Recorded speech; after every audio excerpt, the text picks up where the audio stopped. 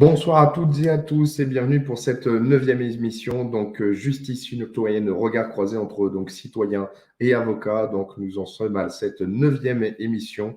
Petite précision pour vous indiquer, donc pour cette émission diffusée ce lundi 12 décembre 2022, nous avons donc préenregistré cette émission ce dimanche 11 décembre 2022 avec David, suite à des contraintes professionnelles qui ne nous permettent pas d'être en direct directement donc ce soir. Bien évidemment, vous pouvez quand même poster vos commentaires. Je vous rappelle qu'ils vont arriver donc sur les pages Facebook et les chaînes YouTube que nous regardons de manière régulière pour voir un petit peu quels sont les avis et surtout pour consulter éventuellement vos attentes sur des sujets particuliers. On a déjà plusieurs sujets qu'on va vouloir révoquer avec David. Donc ce soir, on va aborder un ensemble de sujets, notamment un ensemble de dossiers qui vont juridiques qui sont en cours, entre guillemets, d'avancement, dont va nous faire état David Guyon ce soir, avec les recours qu'il a, on va dire, proclamés, avancés devant différentes juridictions. Voilà. Également, donc, nous avons en tête déjà, si vous pouvez déjà y réfléchir, potentiellement le souhait de reparler notamment de la crise énergétique et surtout des coupures électriques, revoir en termes de droit, qu'est-ce qui est encore possible, même si on a déjà plus ou moins évoqué le sujet. Voilà, on essaie de faire au fur et à mesure de l'actualité. Juste avant également, vous l'avez vu dans les teasers, pensez à partager, vous abonner aux chaînes YouTube, donc David Guyon, avocat, et le collectif Libertad. C'est l'un des meilleurs soutiens que vous pouvez nous apporter, à vous abonner, à relayer donc les pages Facebook donc, du collectif Libertad et également de David Guyon. Et vous avez le maximum d'éléments, notamment également que vous retrouvez aussi sur les différents sites web avec différentes communications. Je vous rappelle que l'on diffuse également sur quelques comptes Twitter pour justement essayer de faire montrer un petit peu cette émission avec donc les canaux principaux qui sont notamment les deux chaînes YouTube que l'on vient d'évoquer. Voilà pour cette partie présentation habituelle. Merci à toutes et tous, en tout cas, pour votre présence, pour nous suivre. Au fur et à mesure, on constate que cette émission plaît. Et donc, je t'en prie, David, maintenant que j'ai monopolisé la parole, c'est à toi. Il faut juste réactiver ton micro, s'il te plaît. Bonjour Pierrick, bonjour à tous. Alors effectivement, aujourd'hui, exceptionnellement, nous ne sommes pas en direct, mais il n'en demeure pas moins qu'on va essayer tout au long de cette émission de vous distiller un certain nombre d'informations. Et les informations, elles sont toutes fraîches puisque en fin de semaine dernière, j'ai été informé, mon cabinet a été informé, eh bien que nos recours concernant l'obligation vaccinale vont être jugés devant le Conseil d'État le 15 décembre prochain. Donc, bien entendu, l'audience va se tenir le 15 décembre. Ça ne veut pas dire que nous aurons la décision le jour même, hein, bien entendu. Nous vous tiendrons informés des suites. Petit rappel également, comme le Pierrick l'a fait, pensez à vous abonner, pensez à commenter, à partager. Il faut que ça se sache, il faut que les gens sachent que la question de l'obligation vaccinale va être jugée le 15 décembre 2022 devant le Conseil d'État et que nous vous tiendrons informés des suites qui seront données. Également, petite information, nous avons mis en place la possibilité de souscrire et de devenir membre de la communauté de la chaîne YouTube David Guyon Avocat. Vous avez donc la possibilité, si cela vous intéresse, et bien d'en savoir un petit peu plus sur la question des souscriptions et des abonnements. Il y a toute une série de petits avantages qu'on a essayé de mettre en place pour ceux qui souhaitent nous soutenir et notamment soutenir l'émission Justice citoyenne. Ça fait toujours plaisir. On va essayer de créer du contenu de plus en plus diversifié et surtout de s'équiper de matériel un peu plus efficace pour avoir toujours une image, un son qui soit à la hauteur de vos attentes. Alors, ces petits prélégaments ayant été faits, Pierrick, eh bien, on va commencer à faire un rappel, je pense, sur la question de cette obligation vaccinale, puisque, encore une fois, de nouvelles personnes nous découvrent à chaque fois, ça peut être intéressant de le faire. Et puis, je vous expliquerai un petit peu ce qui a été intenté par mon cabinet depuis août 2021, avant d'en venir à la conclusion de ce que l'on peut attendre sur cette audience du Conseil d'État. Pierrick, à ce stade, est-ce que tu as des questions avant qu'on aille un peu plus loin ? Alors non, justement, j'ai hâte que tu nous parles justement de ces différents recours que l'on a déjà évoqués un petit peu ensemble. C'est parti, on peut aborder le sujet. Très bien, merci Pierrick. Alors, revenons sur cette question de l'obligation vaccinale. Tout d'abord, rappelons une chose, c'est que la question de la crise sanitaire a été un dénouement, une nouveauté par rapport à la gestion des crises sanitaires de manière générale, puisque ce n'était pas la première crise, mais c'est la première fois où effectivement on a utilisé les libertés fondamentales comme des variables d'ajustement, c'est-à-dire que ces libertés fondamentales sont devenues des libertés facultatives. Les hôpitaux sont pleins, boum, tout le monde est confiné. Les hôpitaux risquent d'être un petit peu saturés, une augmentation effectivement du nombre de personnes contaminées, et boum, on ferme les établissements recevant du public. Vous l'avez donc compris, dorénavant, la gestion d'une crise sanitaire se fera ainsi. Vos libertés fondamentales deviendront des libertés facultatives. Alors c'est dangereux, bien entendu, et c'est bien entendu une situation vers laquelle on ne doit pas tendre. La question donc de l'obligation vaccinale s'est posée au courant de l'été 2021. Rapidement, la vaccination est devenue une arme supplémentaire qui a été mise à disposition des gouvernements un peu partout dans le monde afin de lutter contre l'épidémie de crise de Covid-19 qui a frappé le monde et pour laquelle, on va le dire, la France n'était pas du tout prête. Donc, a priori, une arme de plus dans la lutte contre la crise sanitaire, on n'y voit pas forcément de mal. Là où, effectivement, le bât blesse, c'est lorsque on va chercher à imposer par la force une vision de la gestion de la crise sanitaire. C'est là où, effectivement, le rôle en tant qu'avocat n'est pas de dire vous ne devez pas mettre en place d'obligations vaccinales ou vous ne devez pas utiliser la vaccination pour lutter contre la Covid-19. Non. Le rôle de l'avocat, c'est toujours de dire, lorsque vous utilisez un outil, ici ce sera la vaccination, mais ça aurait pu être autre chose, vous devez toujours faire preuve de modération, de proportionnalité, c'est-à-dire que si vous prenez une mesure qui va restreindre vos libertés, c'est le cas de la vaccination ou de la Covid-19, puisqu'on voit qu'on a effectivement des libertés qui vont être conditionnées à ce statut vaccinal, il faut que l'avantage que vous alliez procurer soit équivalent, voire supérieur par rapport à la restriction que vous procurez. En d'autres termes, on va faire un exemple assez très simple. Imaginons demain, nous avons donc une épidémie extrêmement mortelle. Vos chances de succès s'élèvent à 1 sur 2, donc ça veut dire que vous avez une chance sur 2 de périr, et bien entendu, si vous ne périssez pas, vous avez aussi les chances de ne pas survivre en bonne santé. Donc vous êtes dans une logique de survie et pas de vie. Donc si on était dans une situation pareille, effectivement, les restrictions de liberté qui pourraient être imposées pourraient être équivalentes à l'avantage que ça vous procurerait. Donc, en d'autres termes, on pourrait imaginer dans cette question de proportionnalité des mesures qui iraient bien plus loin que celles qui ont été prises dans le cadre de la crise sanitaire. Donc, tout ça pour dire que, rappelez-vous, la question, c'est toujours une question de proportionnalité. Si vous prenez effectivement une mesure visant à poursuivre cet objectif à valeur constitutionnelle qui est la protection de la santé publique, il faut que cette restriction soit compensée par un avantage qui soit clairement déterminé, qui soit immédiat et qui, bien entendu, soit en corrélation directe avec la mesure qui a été prise. Je reviens un petit peu à ce qu'on avait dit la semaine dernière avec Pierrick.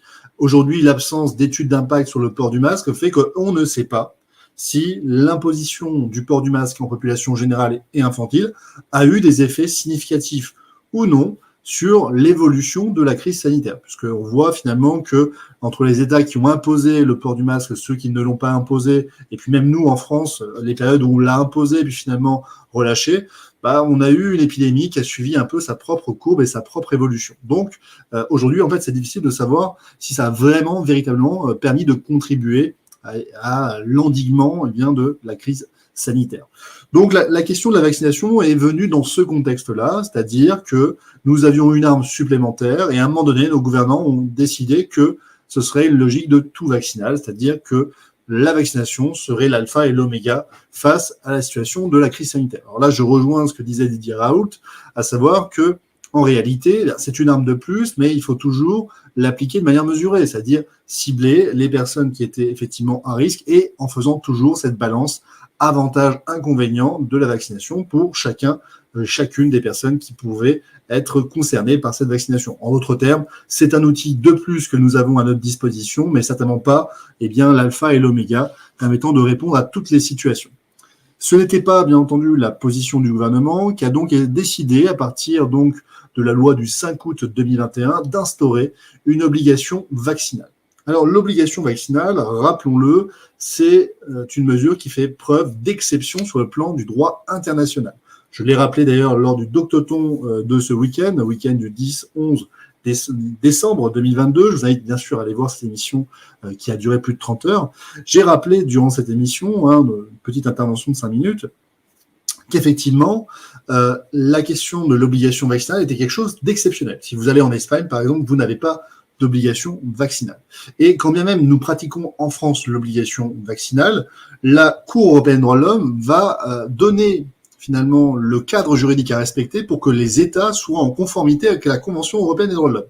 La Convention européenne des droits de l'homme, je le rappelle, c'est un texte qui est un texte international qui s'impose aux États qui ont décidé de ratifier ce texte. La France l'a ratifié en 81.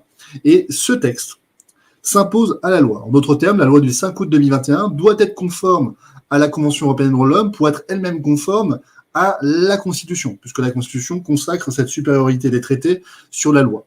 Donc, cette loi du 5 août 2021, aujourd'hui, se pose la question de sa conformité aux stipulations de l'article 8 de la Convention européenne des droits de l'homme. L'article 8, c'est le droit à la vie privée et familiale. C'est au nom de cet article que, par exemple, on vous dit que vous êtes totalement libre d'accepter ou non un traitement. En d'autres termes, la fin de vie, c'est vous qui décidez comment vous souhaitez l'aborder. Au nom de cet article 8, on a aussi reconnu la possibilité, dans certains États qui le reconnaissaient, la possibilité de bénéficier d'une euthanasie passive. Également, on a, au nom de cet article 8, permis à des personnes d'adhérer ou non à des soins. Donc on voit que l'article 8 est au centre de la question de l'obligation vaccinale. C'est vraiment l'article avec lequel l'obligation vaccinale doit être compatible.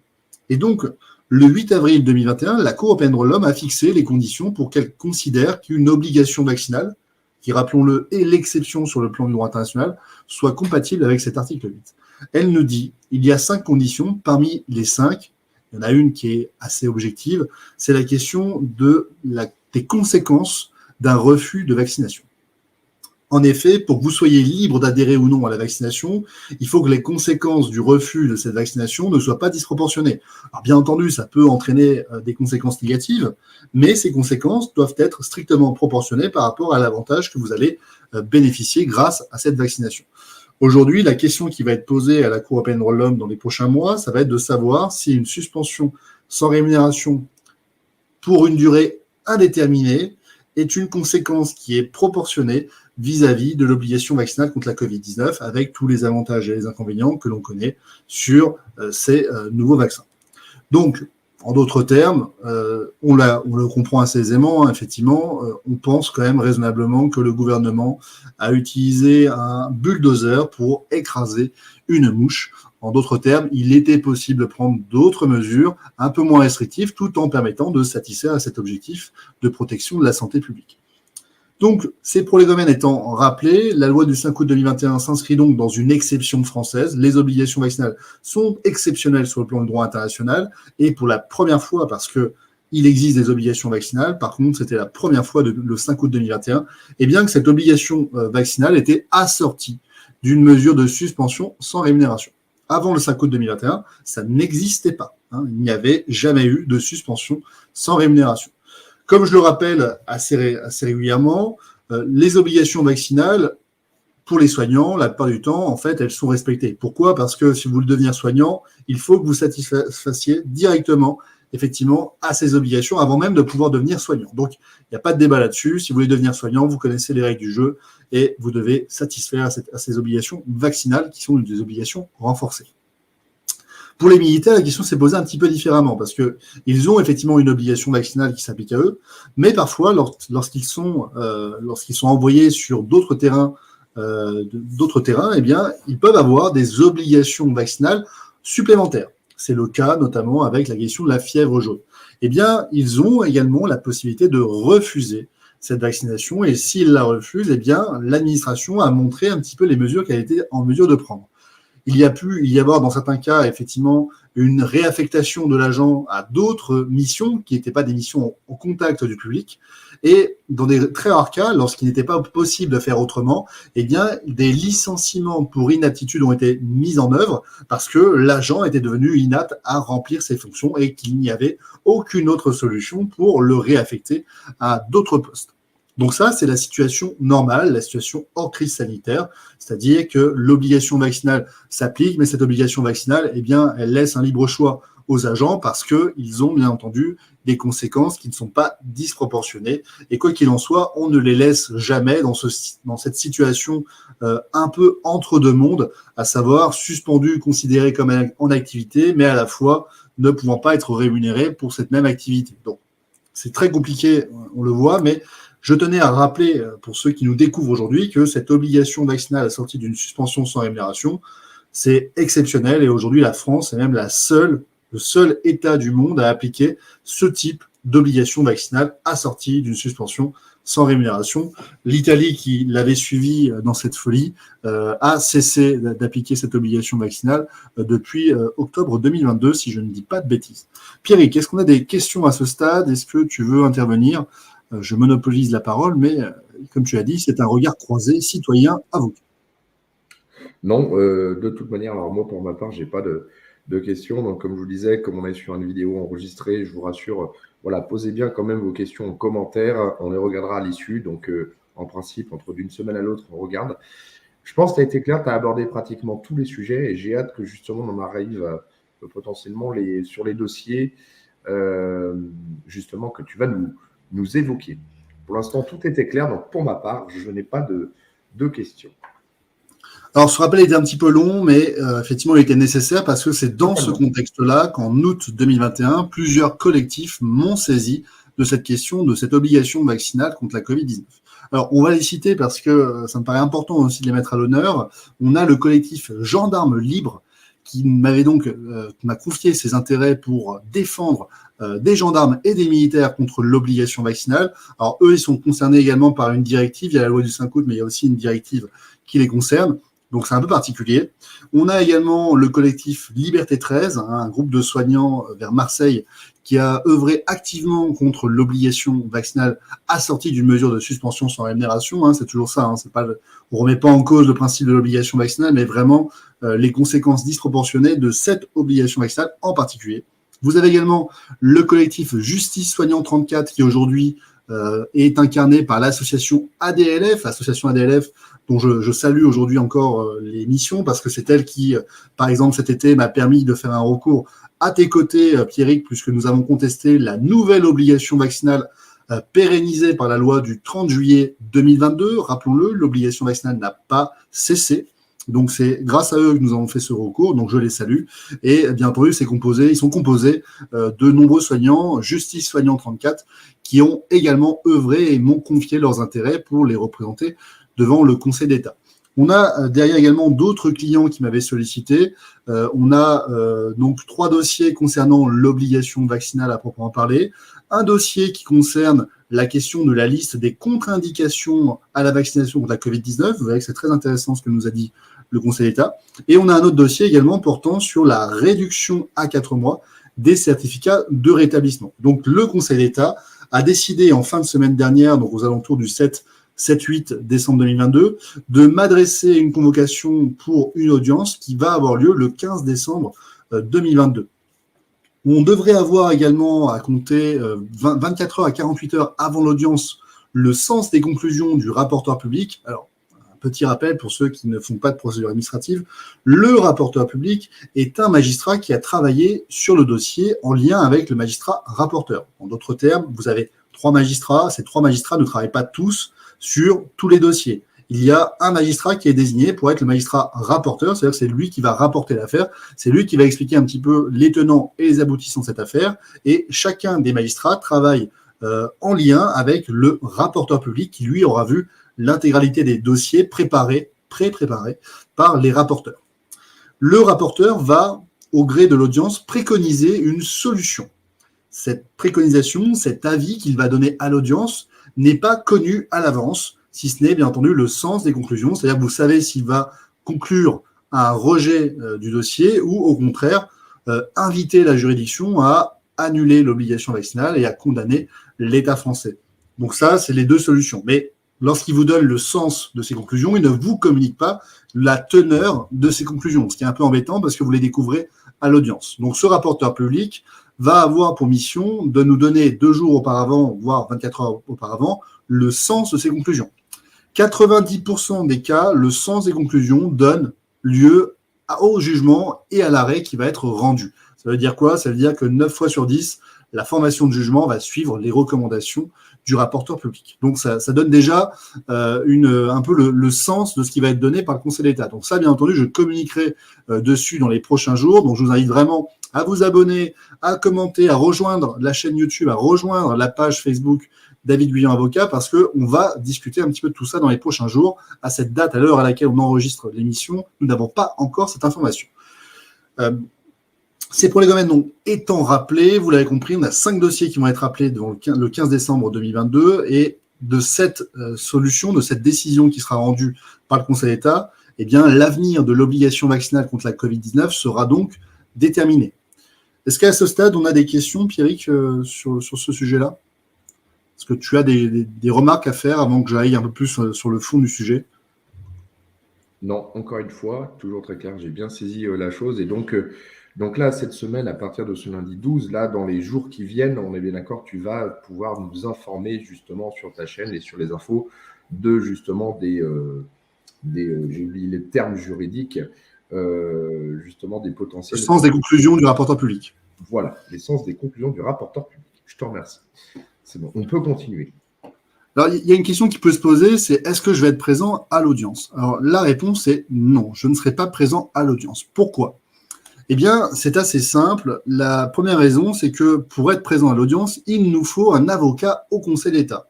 Pourquoi, comment, qu'est-ce? En fait, c'est un usage du Conseil d'État qui veut, avec l'accord du barreau de Paris, eh bien que seuls les avocats au Conseil d'État représentent les parties, quand bien même le Code de justice administrative ne prévoit pas l'obligation du ministère d'avocat. Ça veut dire quoi? Ça veut dire que pour faire ce recours visant à demander l'annulation de l'obligation vaccinale, eh bien, vous n'avez pas besoin d'un avocat.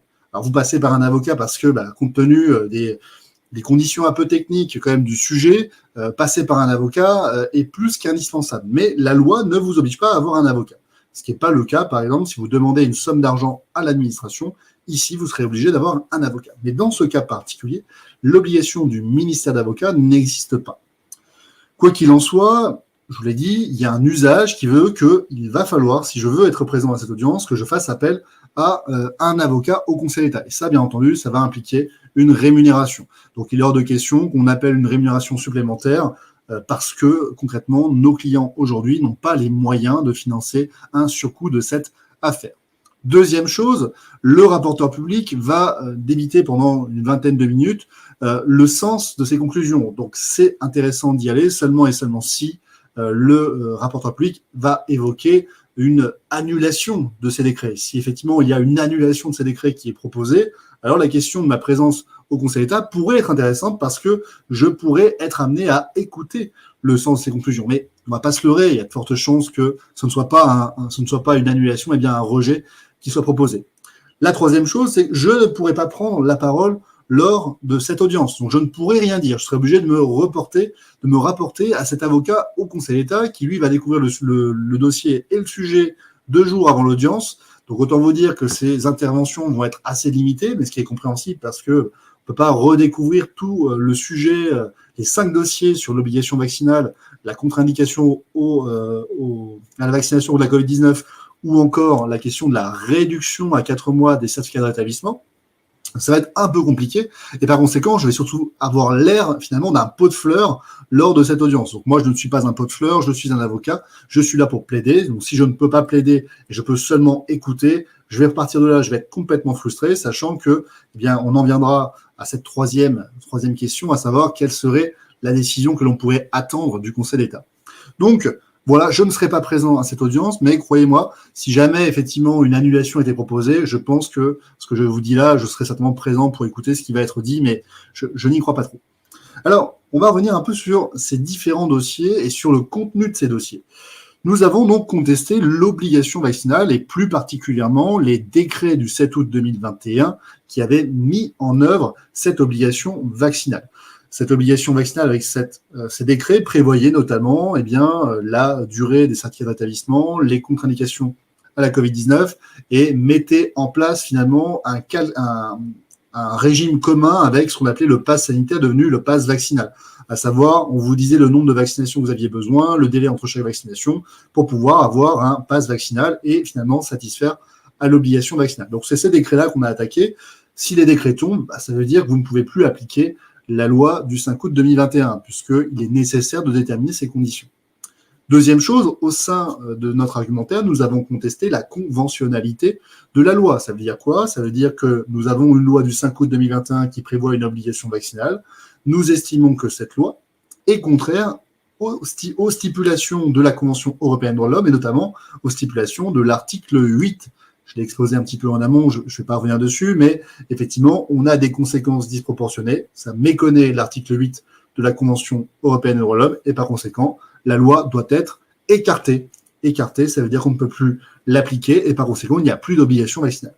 Également, nous avons soulevé des moyens tirés de l'inconstitutionnalité de la loi. C'est-à-dire que nous estimons que la loi est inconstitutionnelle, notamment sur le principe de la liberté, de l'égalité, parce que nous avons une différence de traitement qui est instaurée entre des agents qui sont vaccinés et d'autres qui ne sont pas vaccinés, et ce, alors qu'ils ne sont pas de manière très objective.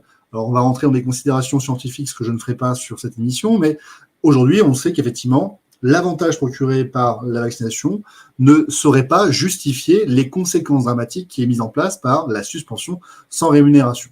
Donc ça, effectivement, c'est un débat. Ce sera au juge de déterminer si, effectivement, le législateur a appliqué correctement le principe de proportionnalité. Nous avions toute une panel, bien entendu, d'argumentaires juridiques.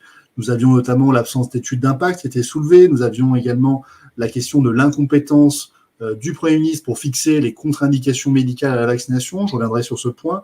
Nous avions bien entendu le respect de l'intégrité du corps humain. On ne peut jamais vous contraindre par la force à vous faire vacciner, sinon ça s'appelle une obligation. Ça ne s'appelle plus une obligation vaccinale, mais une injection forcée. L'injection forcée n'est jamais légale. Nous avions également la question du droit à la vie privée et familiale, du droit à la santé. Là encore, ça rentre dans des considérations scientifiques. Je ne vais pas davantage développer dans cette émission. Nous avions également, bien entendu, le principe du droit à la liberté d'entreprendre, au droit de travailler, qui était mis en cause, puisque pour les agents publics notamment, ils n'avaient plus la possibilité de pouvoir travailler ailleurs. Ils sont donc coincés véritablement par leur administration. Parce que suspendu sans rémunération, vous n'êtes pas au chômage, puisque vous êtes en activité, donc pas d'allocation de retour à l'emploi. Vous n'êtes pas au chômage, donc pas non plus d'aide sociale. Ceux qui ont bénéficié par exemple du RSA, vous risquez un jour d'avoir un rappel de demande de RSA parce que vous étiez en activité, ça c'est certain. Troisièmement, comme vous êtes en activité, vous ne pouvez pas non plus travailler ailleurs, puisque vous avez une obligation d'exclusivité. Si vous voulez en savoir plus, cette obligation d'exclusivité, je vous renvoie sur l'émission qu'on avait eue avec Pierrick sur cette question-là, c'est-à-dire que lorsque vous êtes un agent public, en tant qu'agent public, vous ne pouvez pas travailler sans autorisation préalable et express de votre employeur dans une autre activité accessoire. Accessoire étant un mot important, ça veut dire quoi? Ça veut dire que vous n'allez pas ramasser les pommes si vous êtes une infirmière, mais vous avez la possibilité d'exercer des missions relatives à votre emploi dans d'autres établissements. Ça, c'est une possibilité. Mais vous n'allez pas ramasser les pommes. Donc, on voit bien ici qu'il y a un grand nombre d'agents qui ont été véritablement coincés. Et pour ceux qui ne l'ont pas été, si on appliquait concrètement la loi, ils ne pourraient pas faire ce qu'ils ont fait, c'est-à-dire travailler ailleurs ou effectivement être bénéficiés soit de l'allocation de retour à l'emploi, soit des aides sociales. Et ça, c'est un autre débat. Et s'ils n'ont pu en bénéficier, tant mieux, c'est un moindre mal. Mais quoi qu'il en soit, aujourd'hui, on le comprend, il y avait un enjeu qui était extrêmement important. On va revenir sur la question des contre-indications médicales à la vaccination. Je vous ai dit, il y a 5 dossiers qui sont appelés. Il y en a un d'entre eux, notamment, sur lequel j'avais critiqué la question de la liste qui avait été mise en place par l'annexe 2 du décret du 7 août 2021, dans lequel le gouvernement vous dit concrètement ce qu'est une contre-indication médicale à la vaccination et ce qui n'en est pas une. En d'autres termes, le gouvernement va vous dire sur un produit qui est encore nouveau, sur lequel on a peu de recul, qui est en phase 3, voilà la liste des contre-indications. Ça veut dire qu'on accepte de facto qu'il ne puisse pas y avoir une évolution des connaissances scientifiques. C'est, à mon sens, est quand même quelque chose qui va de soi. On a un produit qui est nouveau, ce produit nouveau, on va l'évaluer. C'est le principe de la phase 3, c'est-à-dire qu'il y a une évaluation de ce nouveau produit qui est mis en circulation pour lutter contre la Covid-19. Rappelons, c'est quand même quelque chose d'exceptionnel. On a donc un produit qui est en phase 3. Habituellement, on ne vaccine pas l'ensemble de la population. Il y a des tests qui sont réalisés, c'est en phase 4, c'est-à-dire après plus de 10 ans qu'à ce moment-là, effectivement, nous avons une mise en service du marché. Et ça, c'est possible, d'une mise en service du produit pharmaceutique. Et ça a été rendu possible parce qu'il y a des exceptions à ce principe-là, et notamment lorsqu'il y a une urgence. Donc, ça, c'est important de le rappeler. Il y avait urgence. On avait donc des connaissances scientifiques qui vont continuer d'évoluer. Et moi, je soulevais dans cette requête le fait que le gouvernement ne pouvait pas limiter par avance la liste des contre-indications. Sinon, on acceptait l'idée selon laquelle on avait toutes les connaissances aujourd'hui et qu'aucune évolution n'était possible. Ce qui est, encore une fois, un contresens sur le plan scientifique.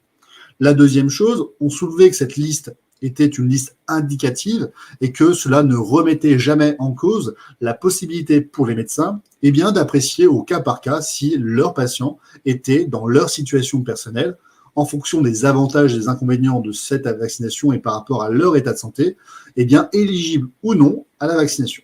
Nous avions donc contesté cela parce que la pratique était la suivante. Si vous ne rentriez pas dans ces contre-indications médicales, point de salut pour vous, vous étiez soumis à l'injection contre la Covid-19 et ce, quel que soit finalement votre état de santé ou vos pathologies initiales. Et avec finalement une absence de possibilité d'appréciation de la part des médecins. Alors nous avons contesté cette décision par un recours en annulation et bien entendu par un référé parce que j'avais notamment un client qui était concerné par cette contre-indication.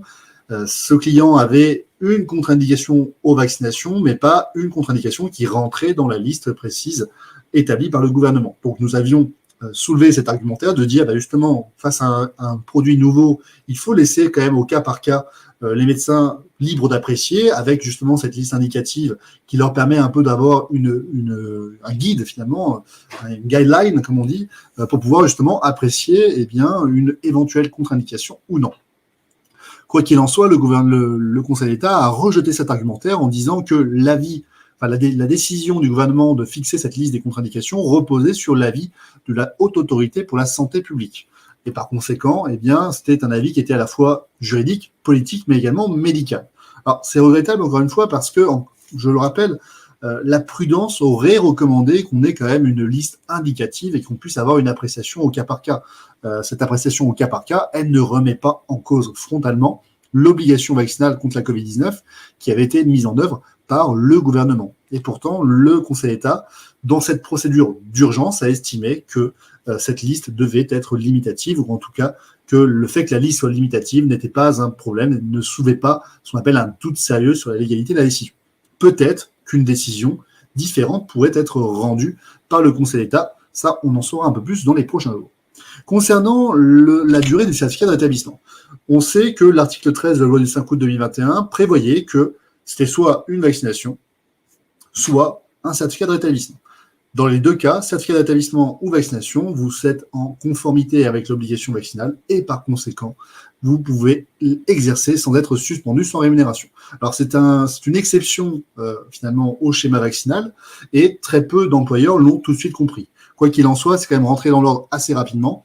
Et ce certificat de rétablissement prévoyait initialement une durée de 6 mois. Donc c'était assez confortable dans le sens où vous aviez eu un grand nombre de soignants qui, ayant été au contact des patients, ont été régulièrement contaminés par les différents variants contre la Covid-19. Prenant conscience de ça, le gouvernement a donc cherché à rendre plus difficile la possibilité de bénéficier d'un certificat de rétablissement et a donc réduit à partir du 15 février 2022 la durée de ces certificats de rétablissement en les faisant passer de 6 mois à 4 mois. Cette réduction a été appliquée de manière automatique et systématique par tous les employeurs. Ils ont donc, à partir du 15 février 2022, décidé de prendre la date à laquelle vous avez eu votre certificat de rétablissement et calculer 4 mois. Et ce, quelle que soit la date à laquelle vous l'aviez eu, c'est-à-dire même si c'était avant le 15 février 2022. En d'autres termes, vous avez été contaminé par exemple le 15 novembre 2021, vous bénéficiez initialement d'un certificat de rétablissement de 6 mois, et bien à partir du 15 février 2022, ce certificat de rétablissement est terminé. Ça veut dire qu'il se termine.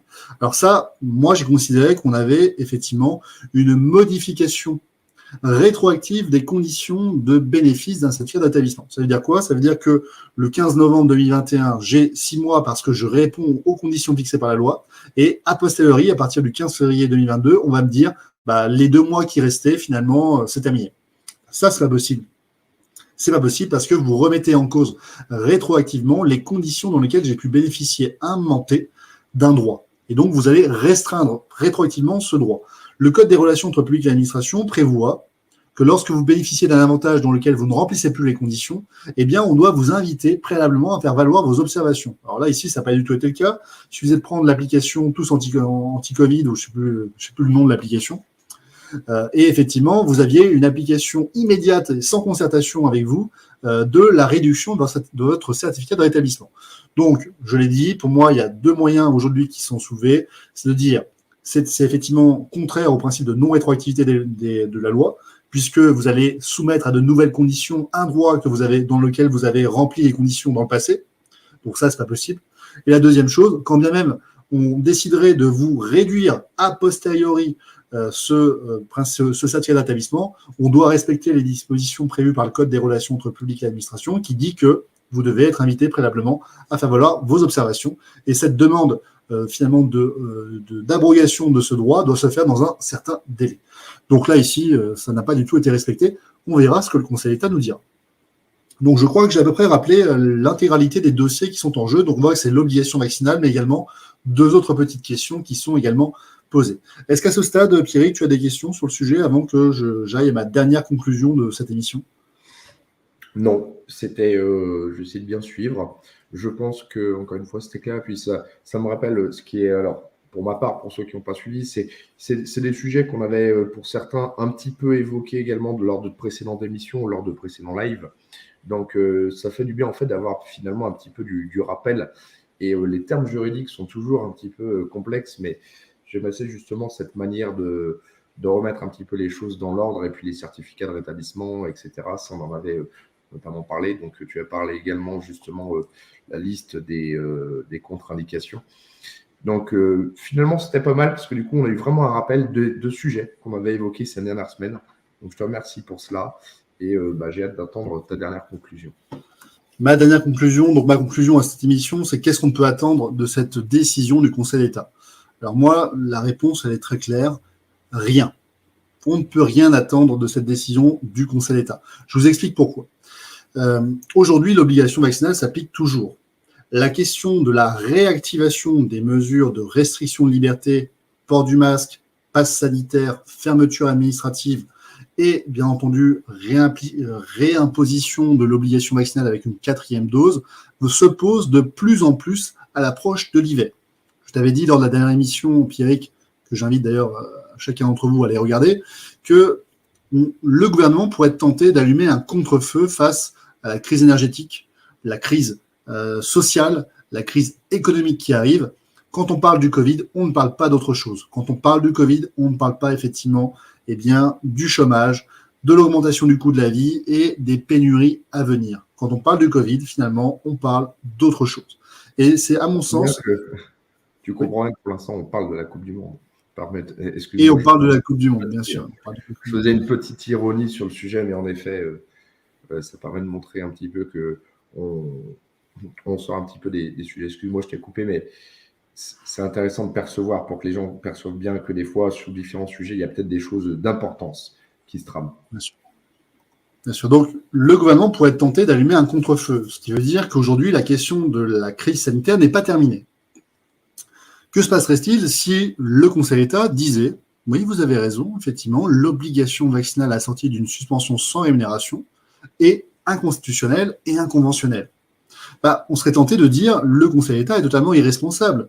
Ce ne sont pas des magistrats élus et pourtant, ils vont prendre des décisions qui vont avoir des répercussions politiques. » C'est le président de la République avec son gouvernement et sa majorité qui, lui, a été élu. Et quand bien même il y a eu effectivement une minorité finalement d'électeurs qui ont voté pour Emmanuel Macron, lorsque vous votez pour Emmanuel Macron, vous votez pour l'intégralité de son programme. Pourquoi ? Parce qu'à aucun moment, un autre moment dans le quinquennat, on vous demandera votre avis. Donc c'est bien beau de penser qu'on peut élire un candidat par opposition à un autre, mais en choisissant finalement dans son programme ce qu'on aurait envie de pouvoir appliquer, ça c'est un leurre, c'est pas vrai. lorsqu'on vote pour un candidat, on vote pour un package de mesures, et on ne doit pas s'étonner lorsque ces mesures sont mises en œuvre. Avec Emmanuel Macron, il ne s'est jamais caché sur le fait que l'obligation vaccinale serait maintenue, la suspension des soignants serait maintenue, et qu'il n'y avait aucune raison de remettre en cause le travail qui avait été effectué durant 5 ans. On va continuer sur cette même logique, ces mêmes restrictions de liberté. C'est évident, et il n'y a pas de débat là-dessus. Donc le gouvernement a une légitimité démocratique que le Conseil d'État n'a pas. Le Conseil d'État, s'il prenait cette décision malgré tout de dire c'est totalement illégal, il faut revoir votre copie, pourrait se mettre à dos, très sincèrement, une partie de l'opinion publique qui verrait une sorte de gouvernement des juges, mais également pourrait effectivement rentrer dans une confrontation totalement frontale avec le gouvernement et avec le président de la République. Or, ce que j'ai expliqué avec La République En Marche, c'est que cette majorité présidentielle a finalement réussi à faire ce qui n'avait jamais été possible, c'est-à-dire de réunir la droite et la gauche sur des sujets sur lesquels ils étaient à la base opposés au moins de façade. Donc on a aujourd'hui, grâce à cette réunion de ces deux grands partis politiques, eh bien, un ensemble d'institutions qui devaient à la base être des contre-pouvoirs, qui sont aujourd'hui noyautées par un ensemble de personnes, une sorte d'oligarchie partageant des intérêts communs. Et donc, ça, à mon sens, c'est ce qui fait que le Conseil d'État, à partir du moment où les membres issus du Conseil d'État sont également des membres qui sont des copains de promotion du gouvernement et inversement, eh bien, j'ai du mal à imaginer que le Conseil d'État n'irait pas dans le sens du gouvernement. Même si certains des magistrats, je n'en doute pas, sont d'accord avec notre argumentation de dire qu'on est peut-être allé beaucoup trop loin par rapport à nos libertés fondamentales. Peut-être que nos libertés fondamentales ont effectivement été méconnues. Mais par des pirouettes finalement juridiques, on va réussir à rejeter ces recours qui, pour la plupart, sont considérés comme étant le fruit d'une minorité, parce que finalement, les soignants suspendus, c'est aujourd'hui une minorité. 90% des soignants se sont fait vacciner. Donc, bon gré ou mal gré, ils sont une minorité, qu'on le veuille ou non. Maintenant, la question, c'est pas parce qu'ils sont les moins nombreux qu'ils ont tort. C'est pas parce que ce sont les moins nombreux qu'ils doivent être méprisés et écrasés par la majorité. Sinon, ça s'appelle une tyrannie de la majorité. Donc, qu'attendre finalement des décisions qui vont être rendues?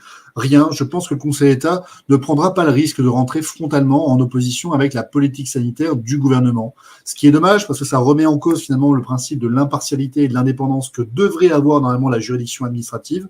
Mais encore une fois, ça, ce sont des théories. Dans la pratique, ces personnes se connaissent, ce sont issus des mêmes milieux, fréquentent les mêmes lieux et on a ce qu'on appelle du juridictionnalisme de couloir, c'est-à-dire on va discuter dans les couloirs du Conseil d'État et on va leur demander gentiment de faire ce qu'ils savent le mieux faire, c'est-à-dire rejeter l'ensemble des requêtes, parce que finalement, circuler, il n'y a rien à voir, on fait ce qu'on veut parce qu'on a été élu et à partir de ce moment-là, on a un blanc-seing. Donc, c'est pas devant le Conseil d'État que ça va se jouer. Par contre, la chose dont on peut être très content, c'est que si on a une audience qui se tient le 15 décembre, nous devrions avoir donc une décision rendue avant la fin décembre, probablement début janvier, ce qui va nous ouvrir un délai de 4 mois à compter de cette décision pour saisir la Cour européenne des droits de l'homme. Et pour la Cour européenne des droits de l'homme, encore une fois, on pourra dire ce qu'on veut. Certainement, il y a de la corruption. Certainement, il y a des groupes d'influence. Mais quoi qu'il en soit, la Cour européenne des droits de l'homme est quand même beaucoup moins influencée par la politique du gouvernement français. Mais surtout, elle est regardée non pas par uniquement le gouvernement français et par l'opinion publique française, mais bien par les 47 États qui sont sous sa juridiction et auprès desquels elle doit également rendre compte parce que lorsqu'elle rend une décision, cela a également des conséquences sur les choix des autres gouvernements. Donc, à mon sens, le meilleur reste à venir. J'aimerais bien entendu qu'une décision d'annulation, au moins sur la question de la non-rétroactivité, de la réduction des certificats d'établissement, soit rendue dans notre sens. J'aimerais également que sur la question de la liste des contre-indications médicales, on ait effectivement cette souplesse qui ait pu être laissée, ça serait intéressant. J'aimerais également que le Conseil d'État décide non pas d'une annulation, mais au moins d'une abrogation, de dire effectivement les conditions aujourd'hui ne sont pas les mêmes que lors du 5 août 2021, et je vous demande à vous, gouvernement, de reprendre une décision au regard des nouveaux éléments que vous avez. Ça permettrait d'avoir une décision mi-figue, mi-raisin, le Conseil d'État qui ferait du droit, et à la fois le gouvernement qui serait invité à se dire, OK, on a pris une décision le 5 août 2021 dans un contexte particulier, on s'était engagé devant le Conseil constitutionnel à réévaluer à chaque fois la nécessité de l'obligation vaccinale. Est-ce qu'aujourd'hui, au regard des vaccins que nous avons, au regard des données scientifiques que nous connaissons aujourd'hui, et au regard de l'avantage que ça nous procure sur le plan sanitaire, est-ce que cette obligation a toujours un sens? C'est tout. Et là, effectivement, on aurait le mérite d'avoir une solution qui ménagerait la chèvre et le chou avec la possibilité pour le Conseil d'État de faire du droit et le gouvernement de pouvoir continuer éventuellement sa politique, mais au moins encadré par les libertés fondamentales qui, je le rappelle, sont des libertés qui sont fondamentales et non facultatives.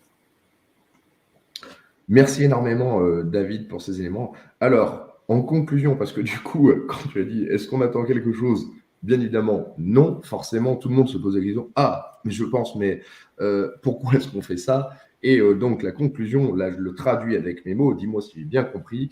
La question, c'est créer une forme de précédent, en fait, finalement, juridique, notamment au sein des institutions en interne, pour aller saisir justement d'autres juridictions et pour dire, regardez, on a fait tout ce qu'il fallait, ça n'a pas abouti, donc voilà pourquoi est-ce qu'on vient vous voir. Voilà pourquoi est-ce qu'on vient voir la Cour. Je fais une petite aparté avec ce qu'on a dit. Ceux qui nous découvrent aujourd'hui, regardez une autre émission qu'on a fait avec Pierrick sur la question du caractère prématuré du recours devant la Cour européenne des droits de l'homme que tu avais fait. Si on se rappelle un peu de cette émission, toi, le 6 octobre 2022, tu as reçu une décision de la Cour européenne des droits de l'homme qui t'a dit tu es irrecevable parce que tu aurais dû d'abord discuter devant le Conseil d'État et les juridictions nationales de l'obligation vaccinale et ensuite nous saisir. C'est ça que nous dit la Cour européenne des droits de l'homme dans la décision du 6 octobre 2022, décision Pierrick contre France, sur laquelle on a fait une émission d'une bonne heure. Moi, je vous invite vraiment à aller la voir parce qu'on avait déjà tout dit dans cette émission-là. Eh bien, aujourd'hui, c'est exactement la même chose. On va remplir cette condition de recevabilité parce que nous avons préalablement saisi les juridictions françaises. On a permis au Conseil d'État de se prononcer, notamment sur la proportionnalité des conséquences de l'obligation vaccinale, mais notamment de la suspension sans rémunération à durée indéterminée. S'il ne considère pas que l'article 8 est violé, eh bien, on demandera directement à la Cour européenne des droits de l'homme de nous dire ce qu'elle en pense. Et ça, je pense, c'est une bonne nouvelle parce qu'on n'attend que ça de la saisir de la Cour européenne des droits de l'homme. Donc, merci au Conseil d'État finalement de prévoir cette audience dans ce délai qui est raisonnable. On a saisi il y a un an de cela, septembre 2021. Il y a eu d'autres recours qui ont été faits. Et en décembre 2022, on peut s'attendre à une décision. Donc, bravo, voilà, c'est bien, on est content. On a un délai qui est raisonnable. Alors, merci pour ces éléments. Et dernière question, et je crois qu'on a déjà plus ou moins parlé. Je pose juste cette dernière question. Est-ce que également, tous ces jugements, on pourrait potentiellement, suivant comment évoluent les choses, que ce soit à l'échelle de la France ou à l'échelle européenne, potentiellement un jour, avec cette crise, se servir de ces décisions pour contre-attaquer un jour, on va dire, s'il y a une forme de bascule d'orientation? Je ne sais pas si tu saisis le sens de ma question. Alors, je vais essayer de reformuler, tu me diras si j'ai bien compris. Tu me poses la question de savoir si ces décisions qui ont été rendues par le Conseil d'État et qui pourraient, par exemple, conduire à un rejet de nos arguments, pourraient justifier des mesures identiques à l'avenir, notamment des nouvelles obligations avec des mesures de suspension sans rémunération. C'est ça que tu voulais dire? Non, pas spécialement. La question, c'est tous ces précédents que l'on crée, donc tous ces recours, même si ça n'aboutit pas. Le fait que ce soit, entre guillemets, jugé, on va dire qu'une réponse noir sur blanc qui soit officielle, est-ce que potentiellement demain, dans 6 mois, dans 1 an, dans 2 ans, s'il y a vraiment, on va dire, une forme de bascule par rapport à cette crise où il y a une forme on avait déjà évoqué le sujet, une sorte de grand jugement, est-ce qu'on pourra se servir de cela pour dire, regardez, vous avez participé, enfin, on va vous condamner, vous également, un tel ou un tel. Okay. Donc, si je résume pour ceux qui nous regardent, donc si on obtient gain de cause, et qu'on a effectivement des arrêts et des décisions qui sont rendues et qui nous disent « vous avez raison, c'était illégal et ces mesures aujourd'hui sont annulées ». On est d'accord, c'est ça? Oui. Est-ce que ça nous ouvrirait effectivement, quelle serait la suite que l'on pourrait donner à ces décisions?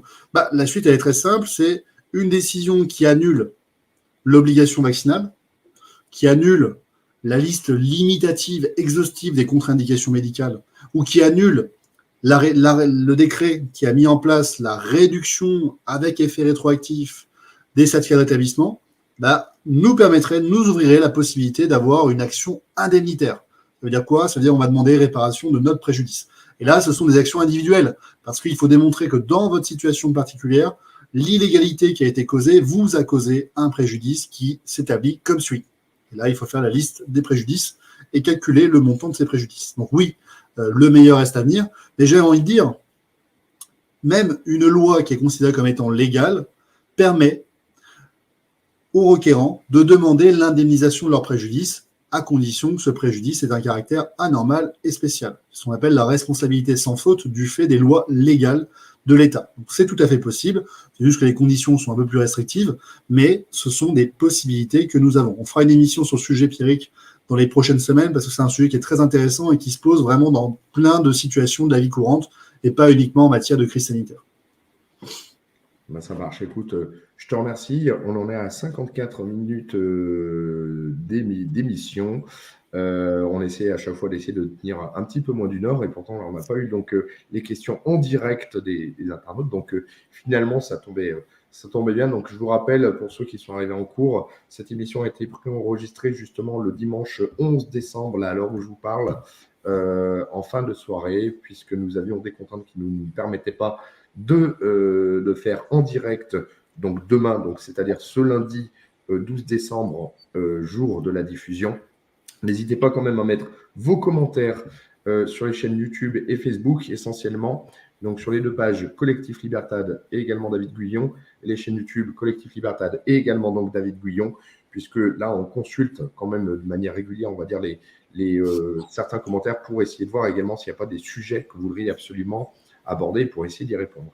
Donc on se retrouve également donc lundi prochain. Lundi, donc on sera le 19 décembre à 20h, justement sur les mêmes canaux habituels pour la prochaine émission, donc Justice citoyenne, Regard croisé. On vous dit à très bientôt. Pensez à vous abonner aux chaînes Facebook, aux chaînes YouTube et à très vite. Passez une bonne soirée tout le monde. Merci David. Merci Pierrick, au revoir.